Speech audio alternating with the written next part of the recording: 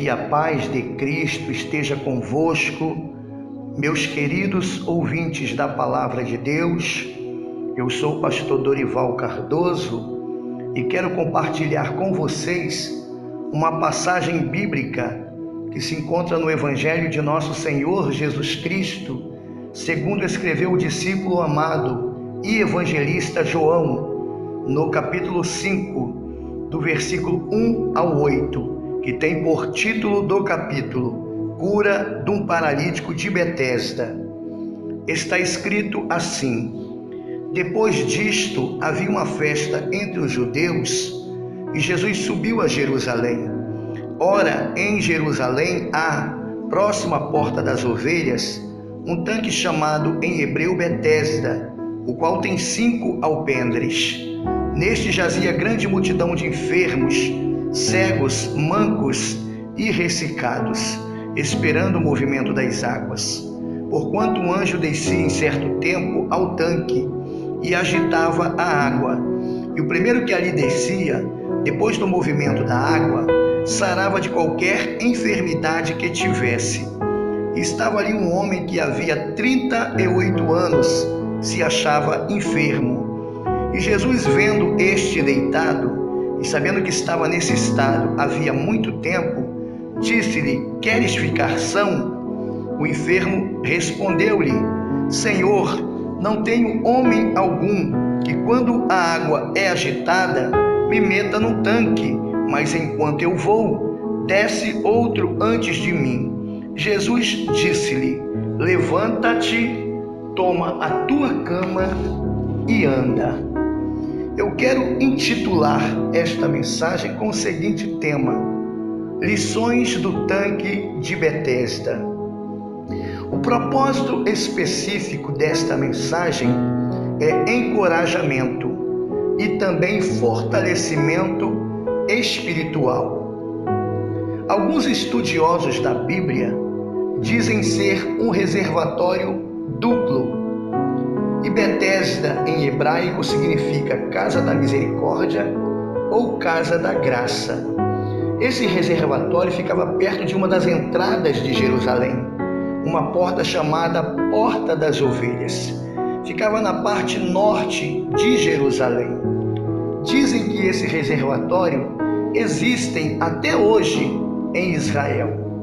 Havia 5 alpendres, 5 coberturas ao redor de onde estava localizado esses reservatórios de água. Alguns estudiosos da Bíblia afirmam que a cura do paralítico ocorreu durante a festa judaica conhecida como Festa das Semanas, que é celebrada 50 dias após a Páscoa. Ao redor do tanque havia uma grande multidão de enfermos, aqueles que se encontram doentes, de mancos, aquele que falta alguma extremidade de algum membro ou possui membro defeituoso ou inutilizado, ou que caminha firmando um passo mais de um lado do que do outro, ou seja, o coxo. Havia também cegos, aquele que é privado da visão. E me faz pensar que os cegos ouviam a agitação das águas e desciam ao tanque pelo barulho. E também havia os ressecados, o mesmo que ressequido, que tem falta de umidade, muito seco. Então Jesus vai entre a multidão e cura um enfermo que há 38 anos estava nesse estado. Eu separei 3 lições desta passagem bíblica que também servem para a nossa vida espiritual. A primeira se encontra em João, no capítulo 5, versículo 4, a parte A do versículo, que está escrito assim: Porquanto um anjo descia em certo tempo ao tanque e agitava a água. Qual é a primeira lição que eu separo desta passagem bíblica? Aquela grande multidão que estava ao redor do tanque estavam focados na descida do anjo. Jesus entrou no lugar onde estavam os tanques e eles não perceberam a presença de Jesus. Eles estavam diante do Criador dos anjos, mas estavam preocupados com a descida do anjo e a agitação das águas.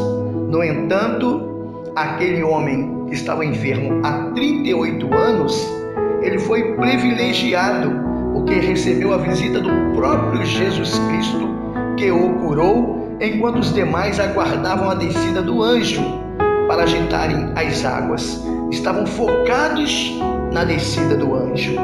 Em Êxodo, no capítulo 33, versículo 15, Moisés diz a Deus que sem a presença dele, eles não seguiriam adiante, ainda que Deus enviou um anjo para ir adiante do povo, mas Moisés exigiu a presença de Deus. Em Apocalipse, no capítulo 19, versículo de número 10, nós encontramos o seguinte, está escrito assim: e eu lancei-me a seus pés para o adorar, mas ele disse-me: olha, não faças tal, sou teu conservo e de teus irmãos. O anjo é servo de Deus e também está aqui para nos servir. Anjo não é digno de adoração somente a Deus. Vejamos também o que está escrito em Apocalipse, no capítulo 22, dos versículos 8 e versículo de número 9. Está escrito assim: e eu, João, sou aquele que vi e ouvi estas coisas, e havendo-as ouvido e visto, prostrei-me aos pés do anjo, que mais mostrava para o adorar, e disse-me: olha, não faça tal, porque eu sou conservo teu e de teus irmãos, os profetas, e dos que guardam as palavras deste livro. Adora a Deus. Veja bem o que o anjo fala a João, no final do versículo 9, do capítulo 22 de Apocalipse. Adora a Deus. Então, a primeira lição que extraí desta passagem bíblica é que o povo estava focado, aquela grande multidão estava focada na descida do anjo e não perceberam a presença do Criador dos anjos que estava dentre eles. A segunda lição extraída desta passagem bíblica se encontra em João capítulo 5, versículo 3, que está escrito assim: nestes jazia grande multidão de enfermos, cegos, mancos e ressecados, esperando o movimento das águas. A segunda lição é que eles esperavam a agitação das águas. Se não houvesse águas agitadas, não haveria milagres. E Jesus chegou aonde estavam os tanques, sem agitação de água alguma. Ele curou aquele enfermo há 38 anos. O que eu quero dizer com isso? Que Jesus opera também sem agitação, sem barulho. Jesus também opera. Ele opera também em silêncio. O silêncio de Deus significa que Ele está agindo em prol da minha causa e da tua causa, meu querido ouvinte da palavra de Deus. Enquanto aquela multidão aguardava a agitação das águas, Jesus operou sem agitação, sem barulho, mas operou o milagre. Creia que Jesus está operando milagres na tua vida. Não precisa haver barulho, não precisa haver agitação. Ele está agindo em prol da tua causa. E a terceira lição que extraí desta passagem bíblica se encontra em João capítulo 5, versículos 6 e 7.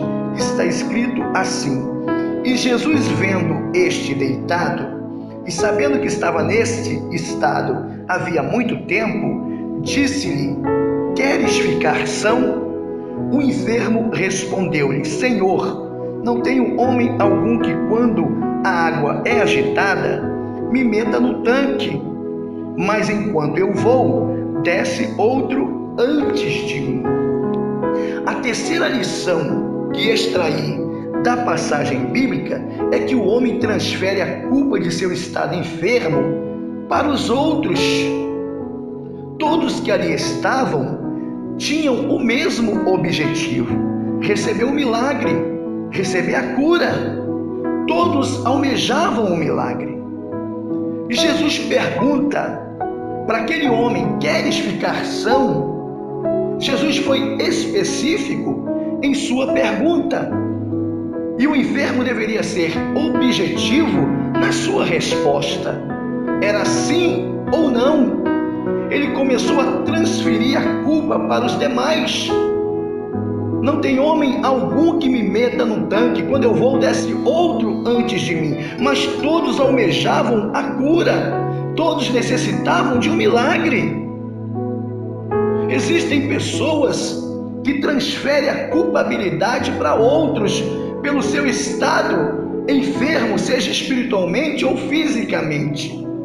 Colocam culpa nos filhos, colocam culpa nos pais, pais colocando nos filhos, colocam em cônjuge, coloca a culpa no pastor da igreja, coloca a culpa na congregação, alguns colocam a culpa até em Deus. Sendo que a pergunta de Jesus foi específica e objetiva: queres ficar são? Sim ou não? Assim como Ezequiel, no capítulo 37 de seu livro, respondeu a Deus: pode esse vale de ossos sequíssimos reviverem? Senhor, tu o sabes. Vamos ser objetivo na nossa resposta. Não adianta contar histórias para Deus. A pergunta dele é específica: é sim ou não? Pare de ficar transferindo responsabilidade para os outros. Assuma a sua culpabilidade, porque ninguém ali entre a multidão tinha culpa alguma por aquele homem estar enfermo. Os demais também estavam enfermos e necessitavam também de cura. Eu quero fazer algumas considerações nesta passagem bíblica. A primeira é que, segundo a lei de Moisés, quem tivesse qualquer deficiência não poderiam adentrar o templo. Então eles estavam nas proximidades da entrada do templo, mas não poderiam adentrar devido às suas deficiências. Está lá em Levítico capítulo 21, do versículo 17 ao 21, a lei mosaica proibindo que os deficientes adentrassem o templo. A segunda consideração que quero fazer é que o homem enfermo há 38 anos, ele pensava ser Jesus um enfermo também, um judeu comum entre a multidão. Ele não o conhecia. E a terceira consideração é que a Bíblia não fala com exatidão o tempo da espera pela descida do anjo, mas os enfermos ficavam aguardando pacientemente. Eles não sairiam dali enquanto não recebessem o seu milagre. Tem pessoas que são impacientes, não aguardam o agir de Deus, sendo que o tempo é de Deus e não do homem. O ser humano é um ser limitado, o amanhã não nos pertence. O nosso amanhã Deus já preparou para nós. Vamos aguardar com paciência a vitória. O seu milagre vai chegar. A quarta consideração que quero fazer é que Jesus poderia entrar por qualquer outras portas de Jerusalém, mas ele entrou pela porta das ovelhas. Por quê? Porque o bom pastor vai aonde estão as ovelhas enfermas.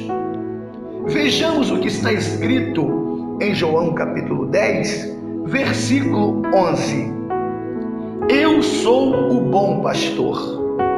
O bom pastor dá a sua vida pelas ovelhas.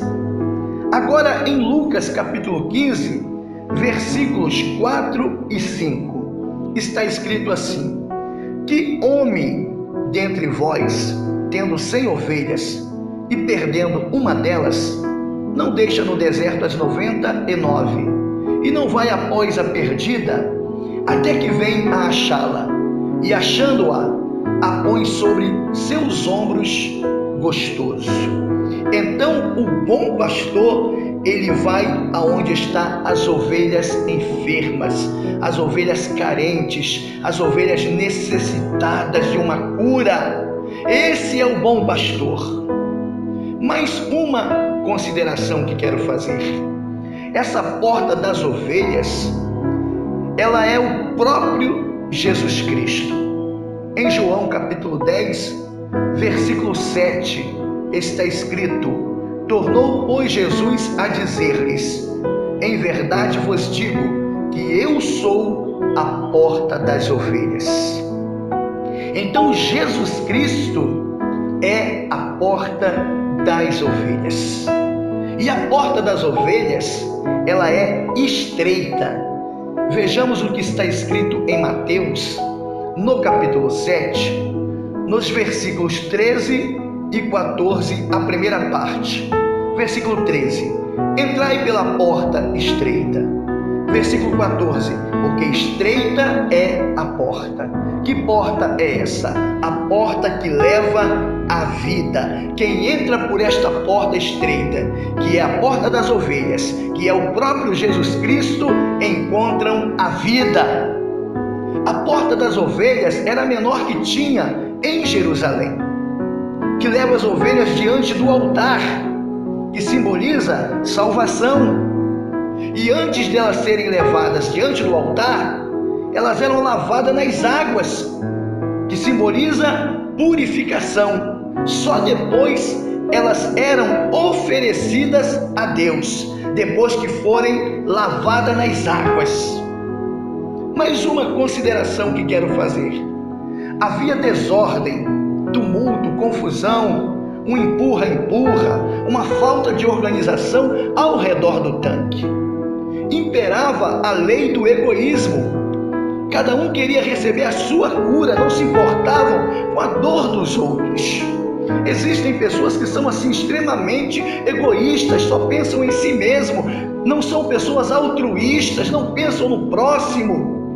Pessoas que só querem receber, mas não pensam na dor dos outros. Então imperava a lei do egoísmo ao redor desse tanque. Me faz pensar assim: a palavra do Senhor é bem específica quanto a isso, em que as próprias palavras do paralítico dizem: não há homem algum que me meta no tanque, porque todos queriam receber a sua cura, o seu milagre, não estava se importando com a dor daquele homem. Jesus deu 3 ordens ao paralítico. A primeira foi: levanta-te. A segunda foi: toma a tua cama. E a terceira foi: e anda. Nós encontramos, à luz da Bíblia Sagrada, alguns textos bíblicos concernente à primeira ordem de Jesus: levanta-te. A Bíblia Sagrada diz em várias formas no Novo Testamento para se levantar. 31 vezes aproximadamente o verbo levantar e 8 vezes levanta-te. Algumas passagens bíblicas em que usam estes verbos. Em Lucas capítulo 5, versículo 24, aos doentes: levanta-te, toma a tua cama e vai. Foi dito ao paralítico que foi descido pelo telhado. Em Jeremias capítulo 18, versículo 2, fala aos orgulhosos: levanta-te e desce à casa do oleiro. Deus falando com Jeremias. Em Jonas capítulo 3, versículo 2, diz ao pregador: levanta-te e vai. Foi dito a Jonas. Em 1 Reis, no capítulo 19, versículo 7, a parte B, o anjo do Senhor diz a Elias: então fala ao faminto, levanta-te e come. Em Miqueias capítulo 2, versículo 10, diz ao parado: levantai-vos e andai. Em Ezequiel capítulo 2, versículo 1, diz ao ouvinte: põe-te em pé e falarei contigo. Em Isaías capítulo 60, versículo 1, ao espiritual: levanta-te e resplandece. Em Cantares ou Cântico dos Cânticos, em capítulo 2, versículo 10, diz à igreja: levanta-te, amiga minha, formosa minha, e vem. Em Atos dos Apóstolos, capítulo 12, versículo 7, falou a Pedro na prisão, o anjo do Senhor. Diz aos cativos: levanta depressa. Em Lucas capítulo 7, versículo 14, foi dito ao filho da viúva de Naim. Jesus Cristo falou então aos mortos: levanta-te. Juízes capítulo 4, versículo 9, diz aos valentes: Débora, levanta. Efésios capítulo 5, versículo 14, aos mortos espirituais: desperta tu que dormes, levanta-te dentre os mortos e Cristo te iluminará. Isaías capítulo 32, versículo 9, a parte A, as mulheres em repouso: levantai-vos e ouve a minha voz. Em Gênesis capítulo 13, versículo 17, foi dito a Abraão: levanta-te e percorre essa terra. Ele vai para Canaã e se separa de seu sobrinho Ló. Em Josué capítulo 1, versículo 2, disse a Josué: levanta-te e passa o Jordão. Lições do tanque de Betesda. Eu separei aqui 3 lições. Conclusão da mensagem. A primeira lição se encontra em João capítulo 5, versículo 4, a parte A. Ou seja, aquela grande multidão estavam focados na descida do anjo e não perceberam a presença de Jesus no tanque. Não adorem anjo. Somente Deus é digno de adoração. A segunda lição que separei se encontra em João, capítulo 5, versículo 3. Eles esperavam a agitação das águas e Jesus também opera sem barulho, sem agitação alguma. O silêncio de Deus quer dizer que Ele está trabalhando em prol de nossas causas. E a terceira lição se encontra em João capítulo 5, versículos 6 e 7. O homem transfere a culpa de seu estado enfermo para os outros. Não transfira para o seu próximo a culpa do seu estado espiritual minguado ou de sua enfermidade. Não transfira culpabilidade. Seja objetivo na resposta diante da pergunta de Jesus. Fiquem com Deus e que Deus vos abençoe em nome do Senhor. Fiquem na paz.